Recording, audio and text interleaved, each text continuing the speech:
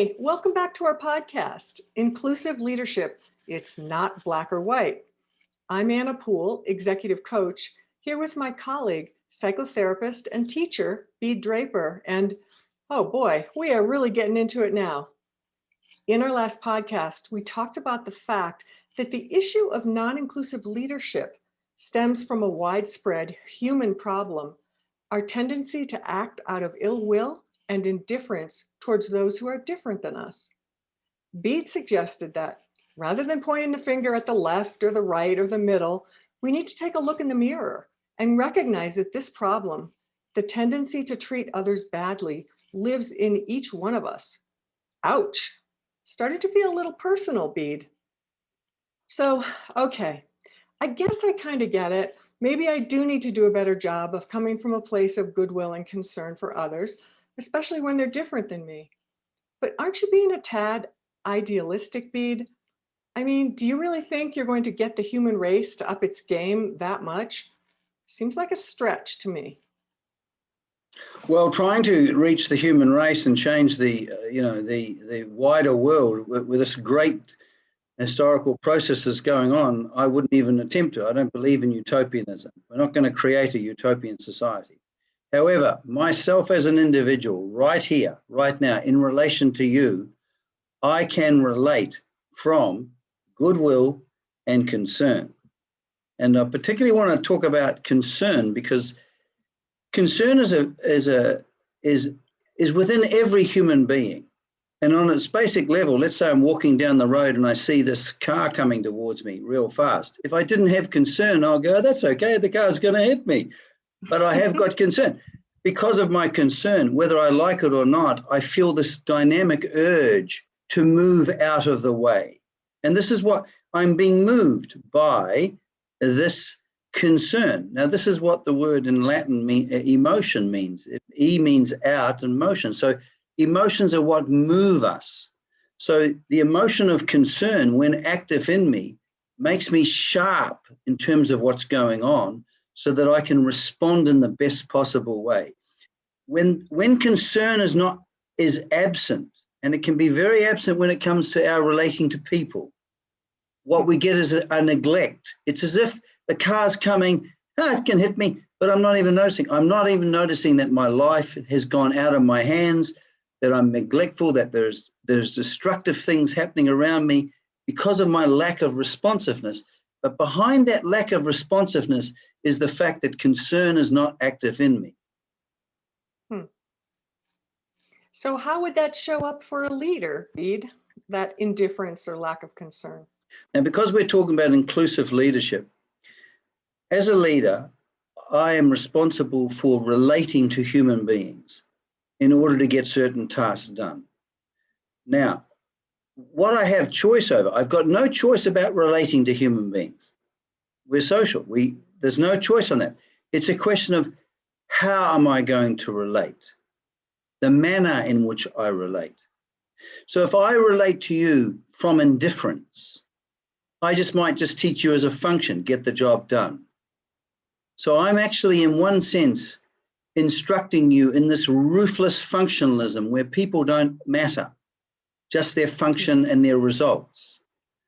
But if I relate to you as concernfully as a person, and I'm imbued with, as a leader, concern, that concern will embrace you as a person, irrespective of your race, gender, ethnicity, or culture that you come from.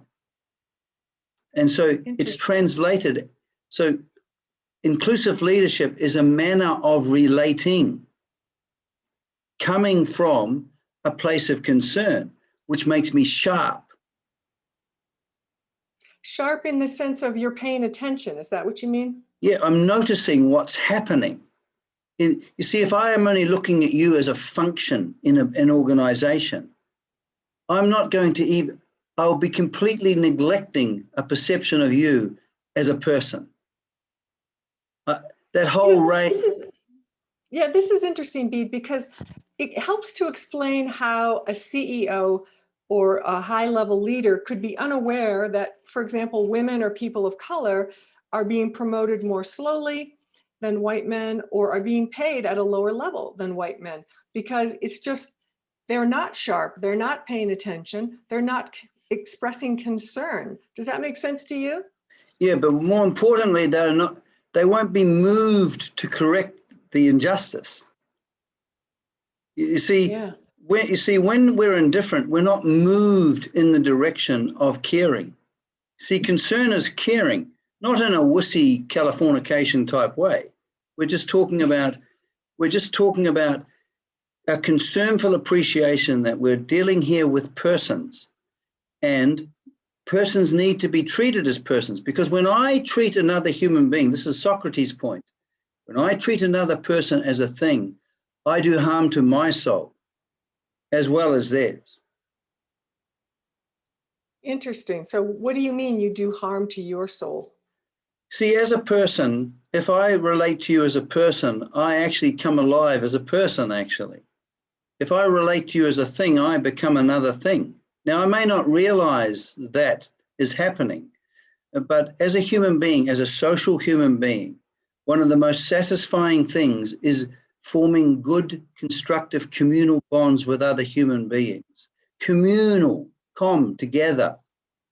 And when that isn't present, what happens is that has effect on me psychologically. I may not be aware of it, but I may be successfully functionally, but the quality of my experience as a human being is impacted greatly.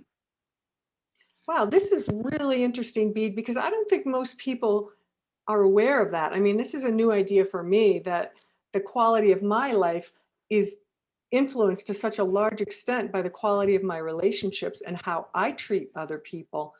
That's a powerful idea. Maybe you could say a little bit more. Well, let's take it back to our interpersonal relationships, our primary love-sex relation, for example. When we are living unhappily with our spouse, when we are engaging in hostile and unhelpful ways of relating, what happens to the quality of our experience? It doesn't just stay at home. If we're not happy at home, we're not happy in other areas. It affects the quality of our experience because we're in conflict with another human being who's of primary importance. So Yeah. the only way to be happy actually is to live happily, which means relate happily.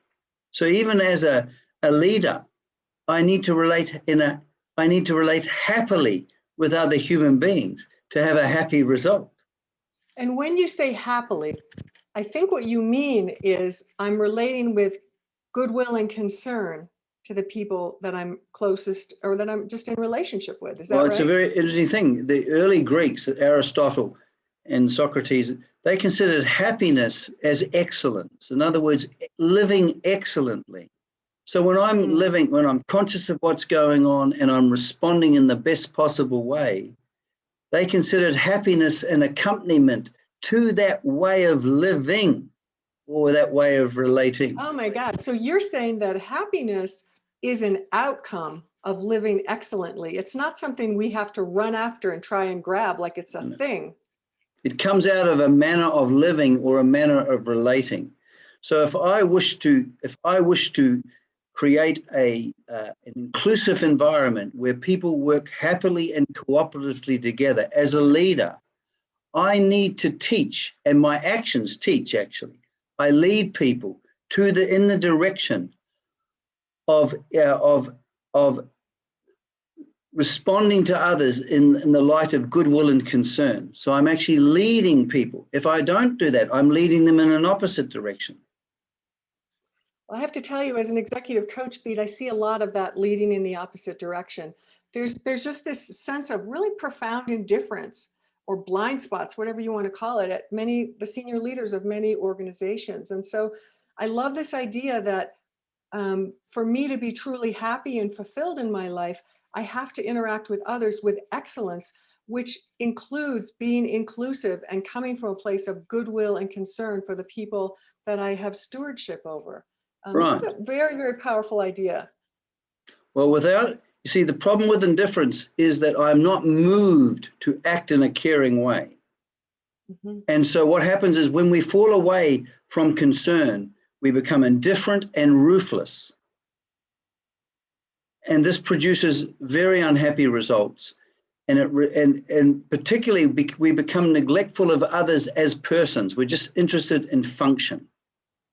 Well, and money, let's just throw that out there too. That's right. We want to do the job so we make the money.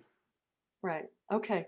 Well, this is probably a good place for us to stop, Bede. Thanks so much. I think we should unpack this a little further next time. So thank you. Okay, pleasure. Bye-bye, Anna. Bye.